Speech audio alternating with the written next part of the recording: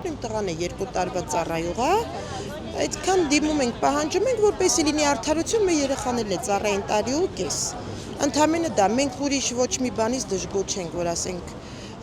սնունդի ցակուստ ամեն ինչը ապահովում են, իմ տղան դժգոհ չի։ Բայց պահանջը նույնն է, այսքան ժամանակ պահանջում ենք, որ լինի արդարություն, դա սրանի կեսը նորից շեշտում եմ, գնացել է 2 տարով, կեսը տարի ու կես։ Ընդամենը պայքարում ենք, որ լինի հավասարություն։ Արդեն որ 3-րդ ակցիան է, միշտ մասնակցել եմ ու պահանջում ենք այս բոլորով մեկ բան, որպեսզի լինի արդարություն բոլորիս, երեխաները ծառայեն տարի ու կես։ Տարբերություն չկա, բոլորն են մեր երեխեքն են, մեր զինվորներն են, բայց ընդամենը արդարություն այդքան։ Մենք ճիշտ ասած արձակուրդ չենք ուզում։ Հիմա տեսեք, մի քիչ առաջ ես նշեցի, որ այդ 5 օրյա խրախուսականներից ոչ բոլորն են օգտվել։ Եվ այսինքն ինչ է այսպես ստացվում, ոչ հավասար է, հա, դա բաշխվում, եւ սա արդեն մի քիչ դա էլ է տարաձայնություններ առաջացում տղաների միջև, ենթադրենք մի մասը գնաց, մյուս մասը չգնաց, հասկանում եք, իրանք կարող է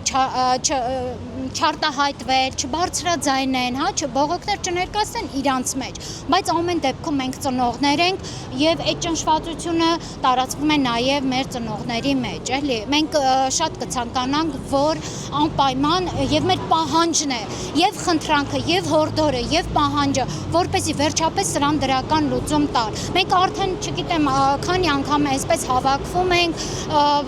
ինչ որ փորձում են մեզ ուրեմն